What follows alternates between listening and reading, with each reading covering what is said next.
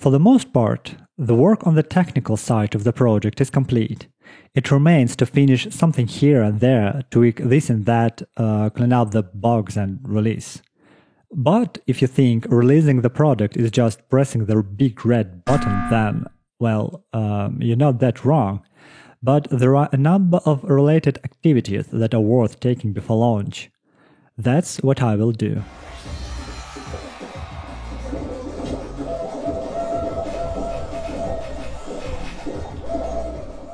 Or not. I started procrastinating instead. Mainly because figuring out and deciding what exactly needs to be done at these stages is not so easy. All the articles on this topic that I read on the internet resemble a meme of how to draw an owl. Absolutely basic tips that are not disclosed in any way and hardly applicable in most cases, especially in cases where the promotion budget is a goose egg. For example, here is the article where a person shares their experience of a successful launch on the Product Hunt. In the article, they describe completely basic things that are described in the FAQ page of the Product Hunt itself, and completely forgets to mention that Gary Tan helped them. A well-known investor with a large audience who himself promoted the product in which he invested.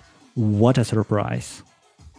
Or those articles also write, tell your target audience about your product. Great advice. Well, obviously, with the small exception that in absolutely all professional communities publication of an advertising nature are prohibited, and you will be banned before someone clicked on your link. Of course, you can disguise your ad as a meaningful post, but let's be honest, which one of you fell for this for once? There always remains an option with partner integrations, but we have no budget for this. However, I still managed to get attention from some part of professional audience, but it appeared that for the most part in United States, HR professionals rarely use interview recordings, because this necessarily requires bilateral consent.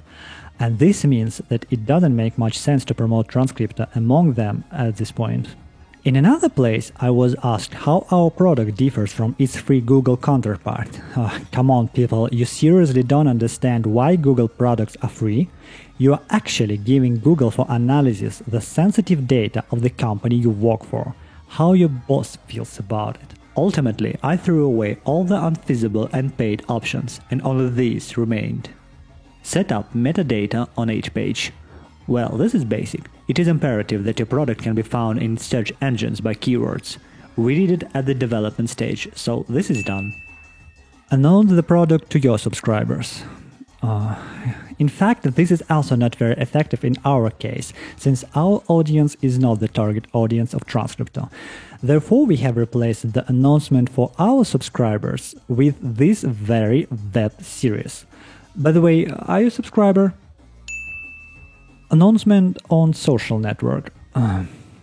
With so many subscribers, this makes about 0 sense. Off my list. The announcement in aggregators makes sense for us to a greater extent as a presence in an entrepreneurial community. These are sites like Indie Hackers or AngelList to share professional success and to loom before the eyes of potential investors. Consider it done. And release on Product Hunt. In fact, it is worth doing at the foundation rather than for promotion. The main value here will give re-releases when you can announce a new version of the product to your established customers and a wider audience. So now I just make fancy pictures that we can use in social networks too, add a description, and in general, that's it. Not gonna say that a high-profile release awaits us, but the scale of the product is not particularly presumed. To a greater extent, I expect that it will become clearer among whom and with what tools to promote when the clients themselves appear, with whom it will be possible to communicate. This will require more effort in the post-launch phase. As for the launch, well, I trust Kirill to press the big red button.